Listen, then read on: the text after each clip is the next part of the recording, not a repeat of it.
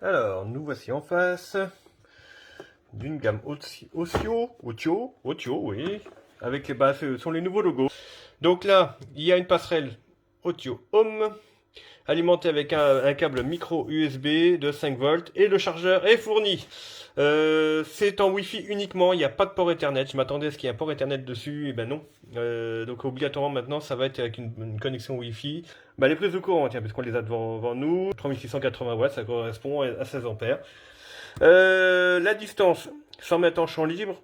Bon, allez, 25-30 mètres, on va dire, à travers des gros murs. Dans la boîte, il y a les 3 prises, la box, le câble et le chargeur. Voilà. Donc, on va installer l'application sur le téléphone. Il y aura peut-être un peu plus d'informations sur l'installation. Première chose quand on recherche, Otio. J'avais oublié que c'était flou qu'on filmait l'écran. On tombe directement, c'est la première application. Donc là, elle est en cours d'installation. Petite précision, l'application est développée en France. J'ai vu ça, je sais plus si c'est sur la boîte ou sur leur site, parce que j'ai épluché le site Otio en long, en large et en travers. Ah bah tiens, si, c'est marqué sur la boîte. Sinon, ça m'a l'air plutôt pas mal. On a le voyant de fonctionnement ici. Et puis au dos, les caractéristiques habituelles. On va faire un petit zoom. Ça permettra peut-être de mieux lire. Voilà. Voilà, 3680 watts, 16 ampères. Pas de souci, ça reprend bien ce qui était marqué. Pour ce qui est de la box, là voilà. Donc avec la micro USB ici. Bon, il n'y a rien de plus. Hein. Voilà. Tiens, on va la mettre à côté d'une prise pour vous donner une idée un peu de la taille. Voilà, elle est vraiment toute petite. Hein. Ouais, par rapport au chargeur. On va appuyer sur ce bouton là, ça va faire une multiplication par 2 normalement. Voilà. Mais donc l'application a priori n'est pas développée pour cette taille d'écran. Donc je vais initialiser le compte. Alors par contre, il me pose une question. Bah de toute façon, je pense qu'on va dire oui, il n'y a pas trop de choix. Donc moi je n'ai pas de compte, je vais en créer un, mais sinon on peut le créer avec Facebook, Google ou Apple, au choix. Moi je vais le créer avec une adresse email comme je fais d'habitude ici. Maintenant que je me suis enregistré, on va cliquer sur ajouter un objet. Ah voilà la passerelle, on va cliquer directement sur la passerelle. Donc là il demande l'autorisation du Bluetooth, la position, autorisation pour l'appareil photo. Ensuite il demande de scanner le QR code. Ah oui, il est là, c'est ce que je vais faire. Allez, on va essayer de faire du dom-temps. Donc, hop, hop, hop, hop, hop, hop, hop. Waouh. Emplacement de votre passerelle. A noter que le câble USB fait à peu près 1,50 m, pas mal du tout. Donc il me demande de la placer au centre du logement et sans doute après de la brancher. Effectivement. Voilà. Alors comme vous avez pu remarquer, moi c'est une vidéo au déballage. Hein. Je vous montre vraiment toutes les étapes comme moi je le mets en service. Bon, ok, 10 appuis 2 secondes. 1, 2, hop. Est-ce que ça clignote rapidement?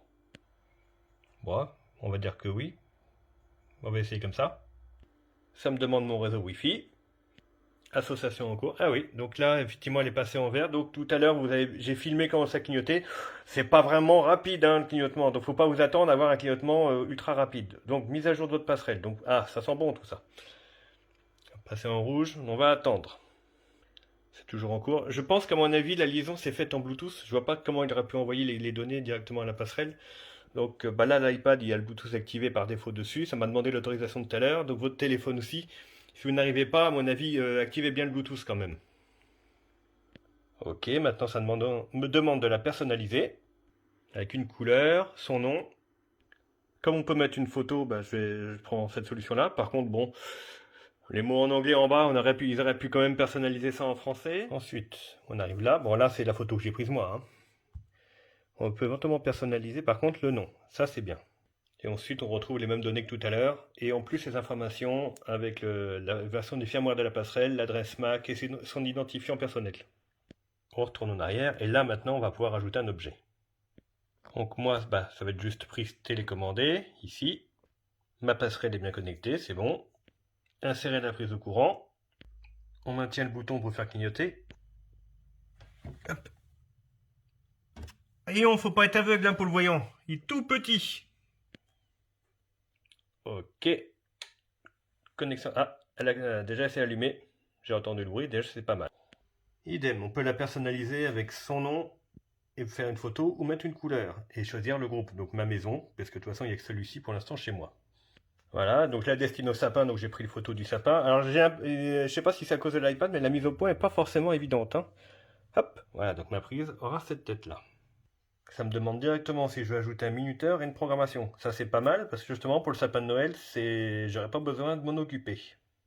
Hop, voilà, allumé à 18h, éteindre à minuit 25, on donne les jours où on veut ça. Ah bah par défaut c'est tous les jours. Alors, en essayant la prise numéro 3, parce que là je l'ai aussi mis dessus, quand j'appuie dessus, il y a un léger... Voilà, là elle s'allume.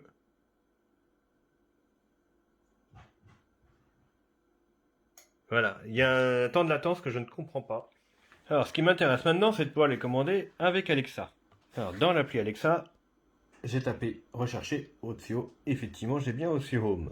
On clique dessus, puis activer pour l'utilisation. Hop.